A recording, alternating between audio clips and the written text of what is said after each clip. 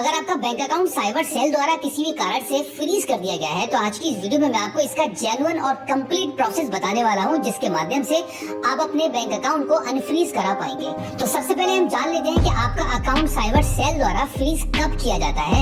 यानी कि आपके अकाउंट में कोई भी इलीगल ट्रांजेक्शन होता है, कहीं से बाहर से पैसा आपके खाते में आया हुआ है जो कि एक इलीगल अमाउंट है, किसी के भी खाते को हैक करके या कोई भी किसी भी खाते से पैसे को चुराकर आपके खाते में डायरेक्टली डाला गया है, और साइबर सेल को इस ट्रांजैक्शन की जब रिपोर्ट की जाती है तब जाकर आपके अकाउंट को साइबर सेल फ्रीज कर देता है। लेकिन सबसे पहले मैं आपको बता दूं कि जब भी आपके अकाउंट को फ्रीज किया जाता है तो आपको सबसे पहला जो स्टेप आपको उठाना पड़ता है आपके बैंक अकाउंट को अनफ्रीज करने का, वो ये है कि आपको आपकी होम ब्रांच में विजिट करना होता है, जहाँ पर आपने अपने अकाउंट को ओपन कराया हुआ होता है। बैंक में जाकर आपको ये पता करना है कि इसका रीजन क्या है कि आपके अकाउंट को अनफ्रीज क्यों किया गया है, और इसी के साथ में बैंक में आपको ये भी पता करना है कि आपके अकाउंट को लीन किया गया है या फिर एक पर्टिकुलर अमाउंट को होल्ड किया गया है। ये सारी पूरी कंप्लीट इन्फॉर्मेशन आपको बैंक से लेनी है, और साथ ही साथ में आपका बैंक स्टेटमेंट भी आपको बैंक से लेना है, जिसमें आपको transaction ID, UPI number complete आपको वहाँ से मिल जाता है। और इसी के साथ एक महत्वपूर्ण जानकारी मैं आपको ये भी बता दूं कि जब भी आपको ये पता चलता है कि आपके बैंक अकाउंट में कहीं से भी या किसी ने भी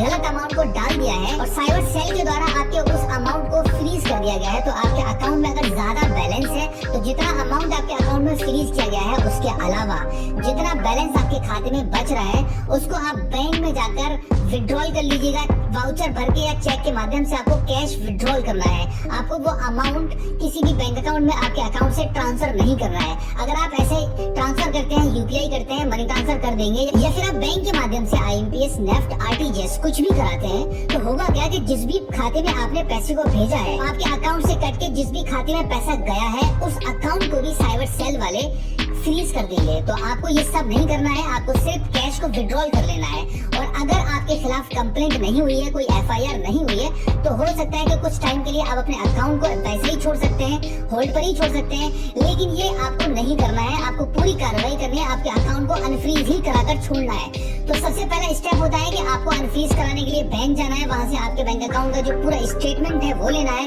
और साथ ही साथ में आपको इसका रीजन भी पता करना है कि क्यों ऐसा हुआ है आपके अकाउंट के साथ। तो बैंक वाले आपको इन्फॉर्मेशन देंगे कि साइबर सेल के द्वारा ये एक एक्टिविटी की गई है, कोई धोखाधड़ी से अमाउंट आपके अकाउंट में आया हुआ है, तो इस केस में बैंक आपको बोलेगा कि हम यहाँ पे कुछ नहीं कर सकते, इस अकाउंट को आपके अनफ्रीज हम नहीं कर सकते हैं। इसके लिए आपको साइबर सेल ऑफिस जाकर वहाँ से एक एनओसी लानी होगी, उसके बाद ही हम आपके अकाउंट को अनफ्रीज कर पाएंगे। तो दूसरा स्टेप आपका होता है कि आप स्क्रीन पर देख पा रहे हैं कि हमने साइबर सेल की यहाँ पे वेबसाइट को ओपन कर रखा है। इस वेबसाइट पर यहाँ पे जिस भी स्टेट की साइबर सेल ने आपके अकाउंट को फ्रीज किया गया है, सभी ऑफिसेज की यहाँ पे डिटेल्स शो कर रही है, उन सभी स्टेट्स की ऑफिसर्स की यहाँ पे contact number, email ID show कर रही है। आप डायरेक्टली इनकी वेबसाइट पर जाकर देख सकते हैं। इसका लिंक हमने डिस्क्रिप्शन में दे दिया है, उस लिंक पर क्लिक करके सारे कॉन्टैक्ट डिटेल्स और ईमेल आईडी आपको मिल जाएंगी। जिस भी स्टेट की साइबर सेल ने आपके अकाउंट को फ्रीज किया है उनको कॉन्टैक्ट करने की कोशिश कीजिए या फिर आप मेल कीजिए, पूरी बात अपनी मेल में बताइए, लिखिए और उनको भेजिए।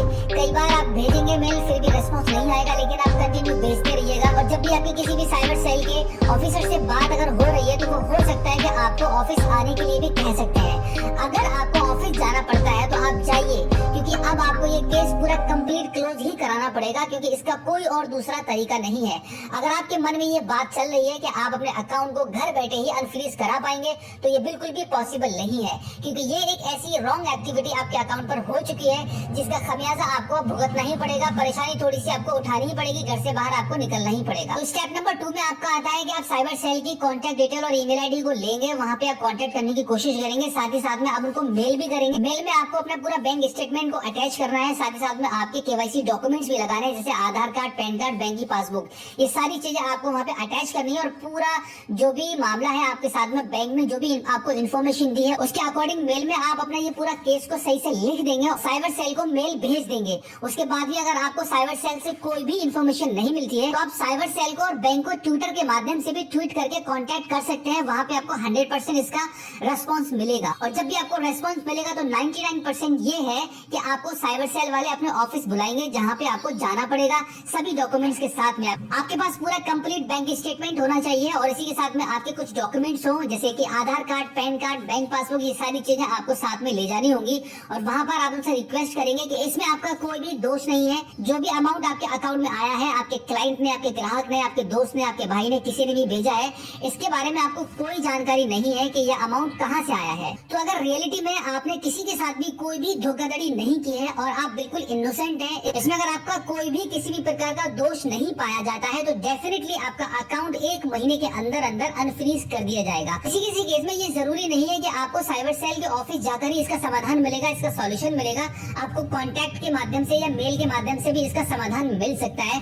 तो सबसे पहले आपको कोशिश यही करनी है कि साइबर सेल के वेबसाइट पर जो कॉन्टैक्ट डिटेल्स आपको मिलती है, वहां पर आप संपर्क करने की कोशिश करेंगे और बार बार संपर्क करेंगे। सिर्फ एक बार में कॉल करने से आपका कुछ भी भला होने वाला नहीं है। आपको कंटिन्यू बार बार कॉल करके उनको बतानी है कि भाई आप इनोसेंट हैं, आपका इसमें कोई भी लेना देना नहीं है। और इसी के साथ में मेल करेंगे और एक मेल से आपको कोई भी रेस्पॉन्स आने वाला नहीं है। कई बार आपको मेल्स करनी पड़ेंगे, उसके बाद वहां से आपको कोई ना कोई रेस्पॉन्स जरूर मिलेगा। और हो सकता है कि आपका ऑन कॉल या फिर मेल के माध्यम से ही इसका आपको समाधान मिल जाए। अगर फिर भी नहीं मिलता है तो लास्ट में जाकर आपके पास लास्ट जो स्टेप बचता है वो यही है कि आपको साइबर सेल के ऑफिस जाकर विजिट करना पड़ेगा, वहां से ही आपको पूरा कंप्लीट समाधान मिलेगा। तो अगर आपके अकाउंट को फ्रीज कर दिया गया है तो यही एकमात्र सॉल्यूशन है। बिल्कुल इसी प्रकार से आप अपने अकाउंट को अनफ्रीज करा सकते हैं। अगर आपका अकाउंट फ्रीज हो जाता है तो आपको बिल्कुल भी टेंशन लेने की जरूरत नहीं है, घबराना तो बिल्कुल भी नहीं है।